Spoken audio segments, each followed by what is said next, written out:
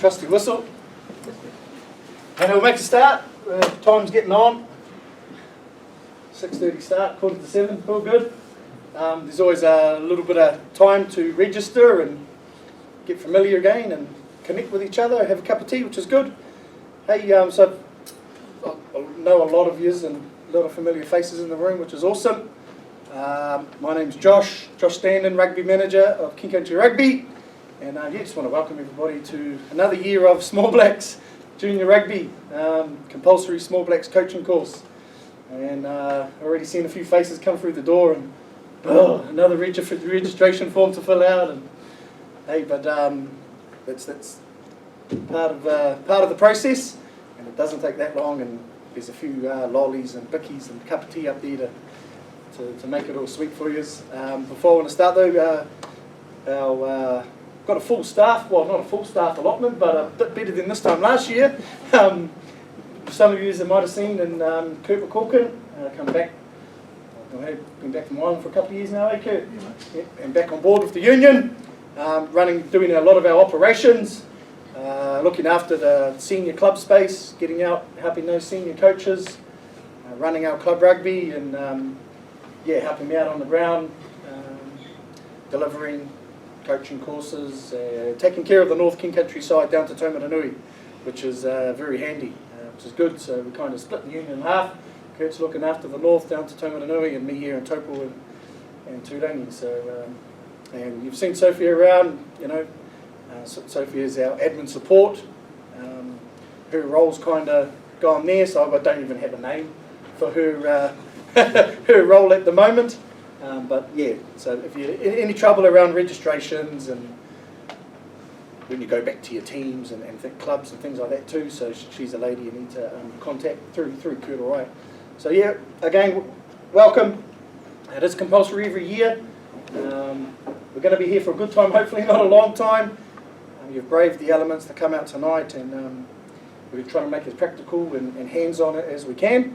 Hence, there's no tables and that around, so we're going to push the chairs apart, going to get into some tackle techniques, some scrum shape, strong body position, and I'll grab the ripper coaches and we'll look at some teaching games for understanding. So basically, I've got to practice what I preach, and hopefully the session's going to be based around what we say, the 3 Ps, planned, paced, and plenty of practice.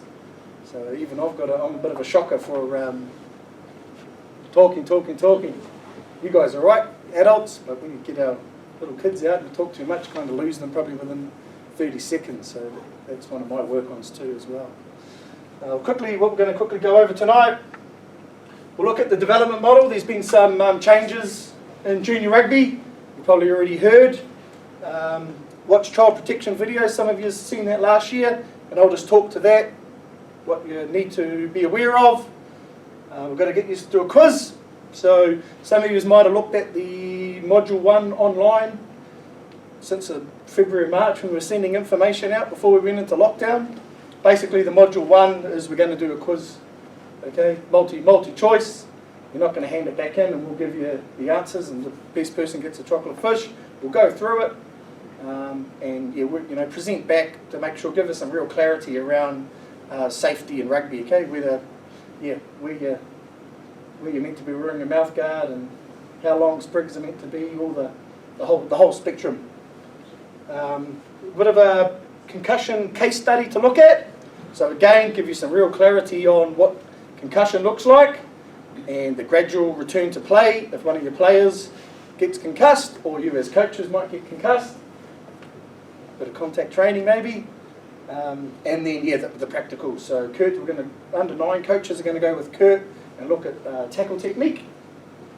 And then on Thursday, or tomorrow,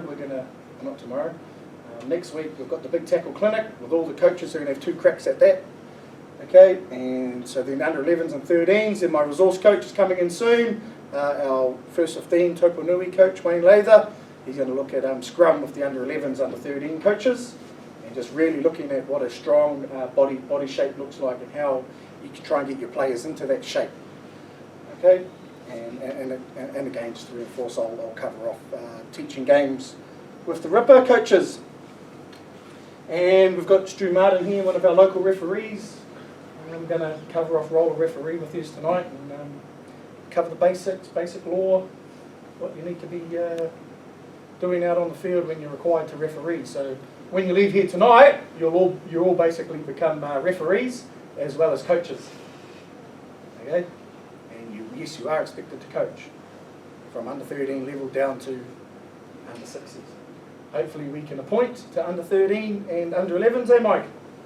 And potentially under 9s, because we've got some young, inspiring referees in the house, and we're going to try and promote that referee part to get some of you maybe turning up to a few more referee meetings as well and taking up the whistle a bit more, other than coaching. Cool. Any questions around that before we move on? Cool. Okay, changes to small black rugby. Does anybody know what I'm talking about? Or you're familiar with the changes that New Zealand Rugby have brought in? Anybody got an idea? Just yell out. What's happening in under 11s? Half field, 10 aside. Yep. So that's a massive change. Real massive change. So how are you going to implement that though? Is there kicks in under 11s? Yep. Or is it? It is. It's rugby. Okay. Yep, nothing changes. So basically, the only really changes in small black rugby, okay, so small black, the development model, under 6s to under 13s, all that rugby fits in that space. And this year, the under 11s has gone to under 9, like under 9s, half field, 10 aside. Okay? So why? Greater retention of players, we're hoping. Rugby's a late development sport, so we still want kids to get out there, practice their catch, pass, run, instead of working on game shape at 11. We want them just to be free and have a crack and play, instead of practicing their starters off a scrum, okay, their strike moves off a line out or a scrum. We want them to ruck and maul and do all those, practice those skills. Other than that, there hasn't been any other change. We did go out to our junior rugby boards. Seems like a long time ago, a while ago. Back in end of February, March, and your heads of like junior rugby and your club coordinators were there. But sometimes that doesn't filter down, but that's Katie Pie. And remember, we were meant to have our small blacks in April, May, and we all went into lockdown where that would have been quite fresh. But we've had this kind of break, and now we're chasing our tails a bit. So, just to reinforce, that's kind of the only changes around there. Pre-season games. Has anybody had pre-season games in the under 11s and played half a field? Yep. What has that been like? Well, me personally, it was just like the under 9s. I coached under 9s last year, so yep.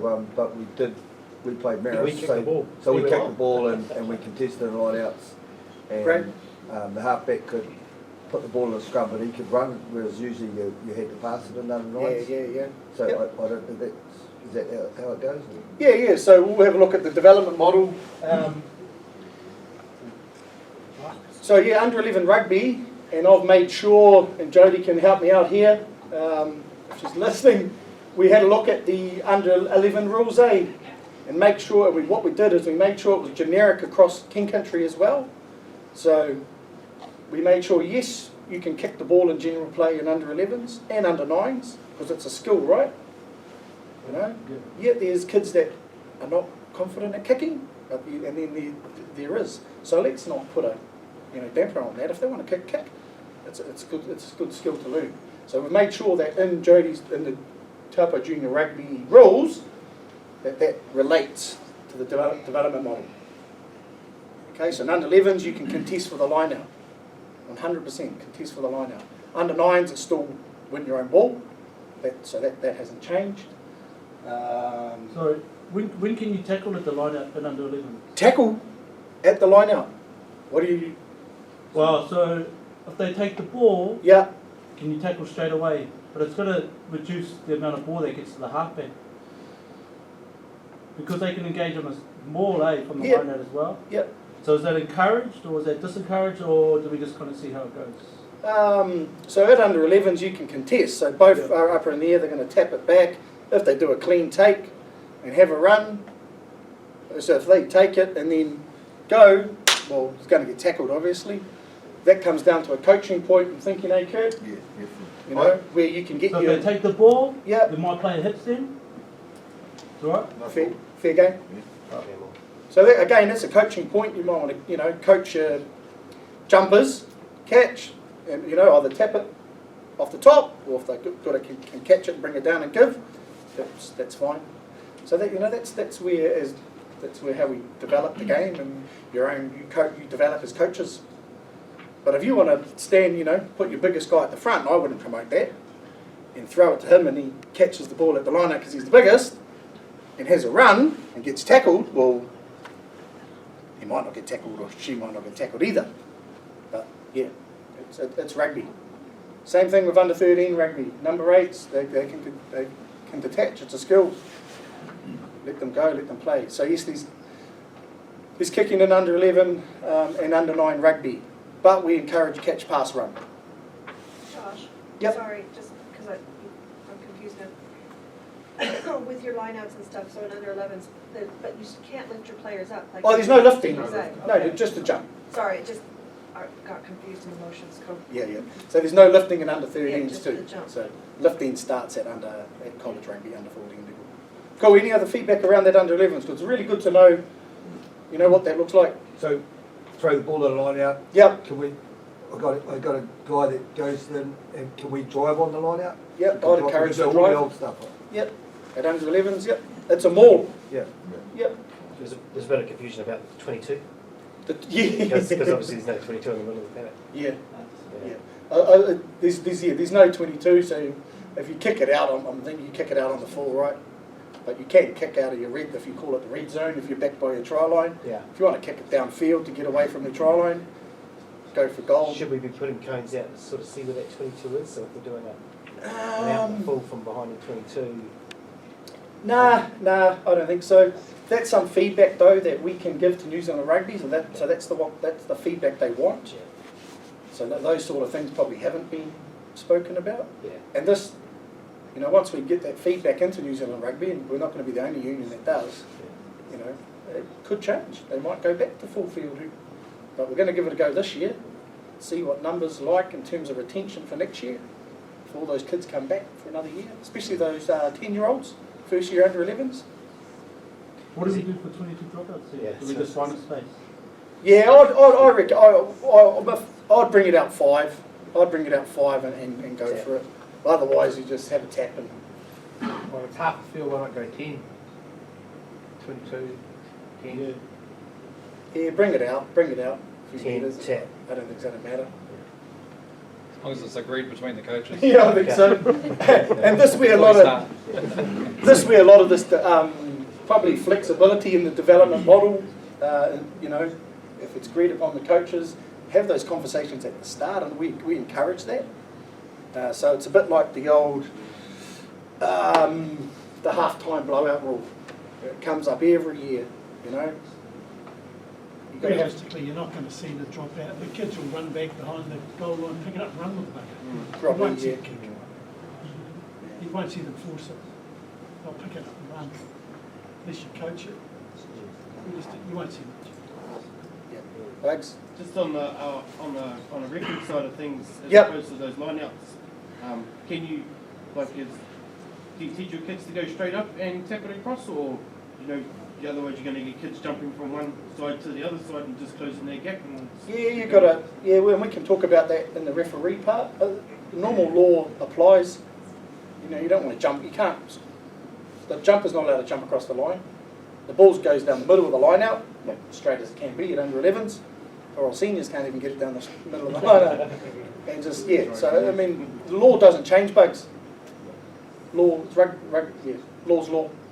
And we've got to remember too, the development model, it's not a guide, it's actually New Zealand Rugby domestic safety law. Okay? So there's no really, even though like we're saying there's flexibility, but you're not just going to turn around and think, oh, actually we don't feel like playing half field this week for under 11s, we're just going to run out on number 1 and have a game on full field. You're not, okay? So, cool. Anything else that might affect your grade you're not sure of? Ripper rugby under 6s, 7s? Mentioned the blowout and 7 tries, isn't it? Yeah, so the 35-0 at half time, so it's got to be 35-0.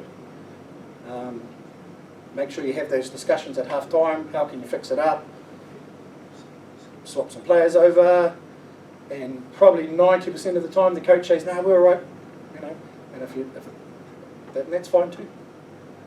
That's fine too. But as an administrator, Jody doesn't want a letter on a Monday saying, "Oh well, you know, we just got pumped and we didn't do nothing about it." Okay, so got to make sure you have those discussions. And we're the same at under 13s too. If we see 70-0, you'll at half time you'll just keep the score 35-0. Still get your bonus point. 5 for the win, so no stress, especially at under 13s. Rightio. Child protection. What I might do is I'll just play the video and then can answer some questions at the end and just give you some clarity of who's who and what you need to do around reporting and whatnot.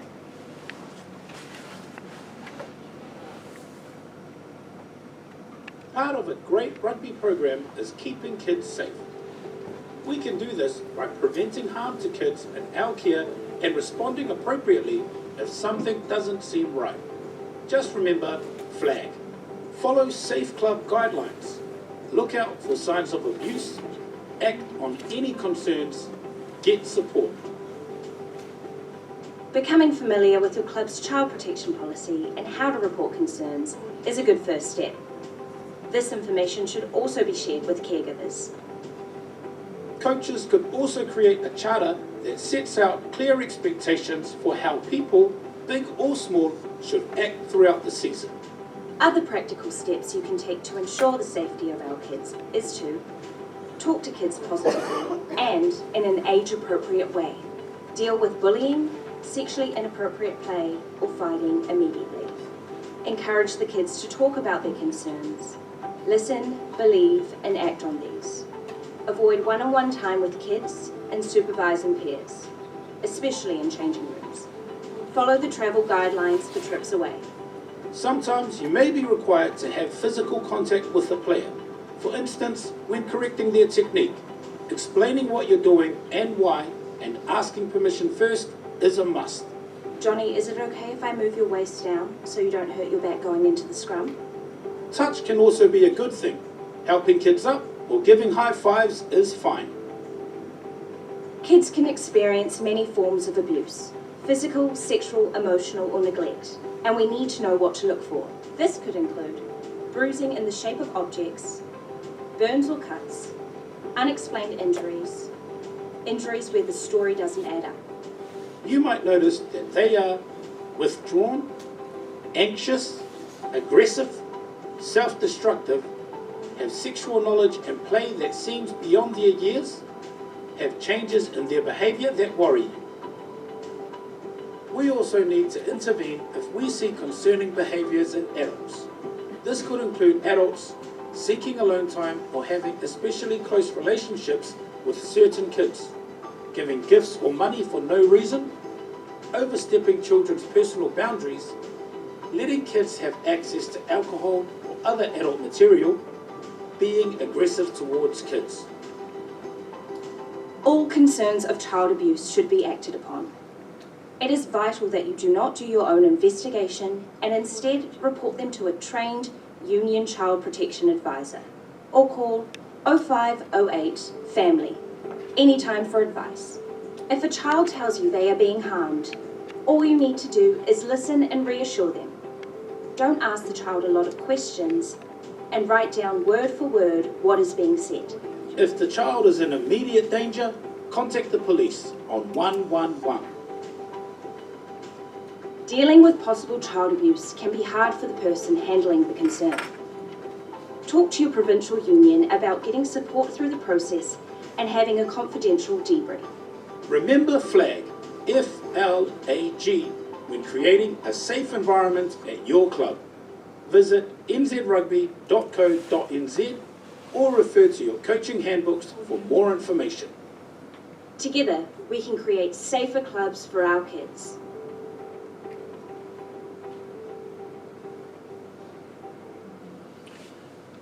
Okay, so child protection, when did that come in? So 3 years ago? 2 years ago? 2 years ago, I think. So it's part of our, obviously, Small Blacks content, and also a big part of New Zealand Rugby's Rugby Smart program. So every senior college coach does a Rugby Smart at the beginning of the year, basically what you guys are doing tonight. You know, cover areas of concussion and best practice and safety on and off the field. And so child protection is a component in our Rugby Smart program and Small Blacks Rugby.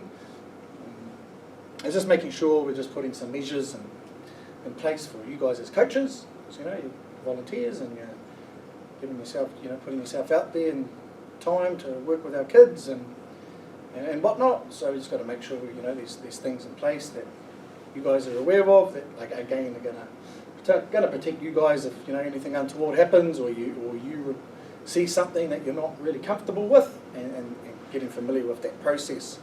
So as per the video there, the process is, you know, we don't want you to be detectives. All you need to do, if you're not sure, go to your coordinator or your club delegate. They then advise the union. So at the moment, I'm our overall child protection officer, and Sophie has done the training a couple of years ago.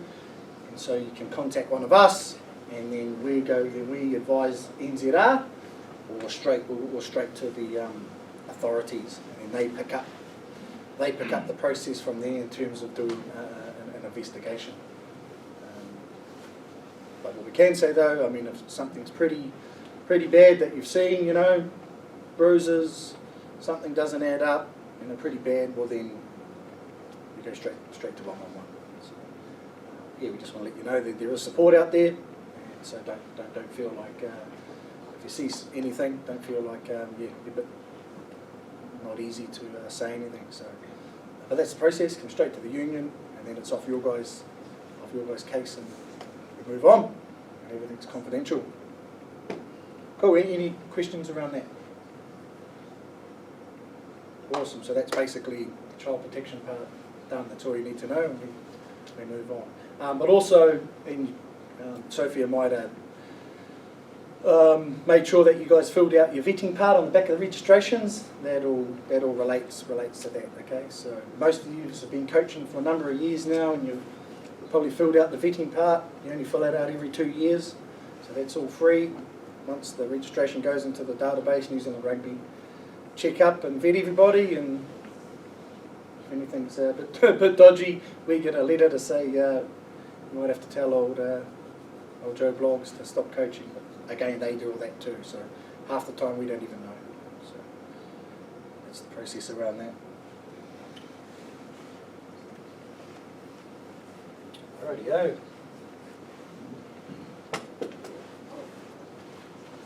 Actually, before we look at concussion, while I got you all engaged and nice and quiet, I'll get you to start connecting with everybody and having a bit of chatter, and you can grab a cuppa and whatnot. We'll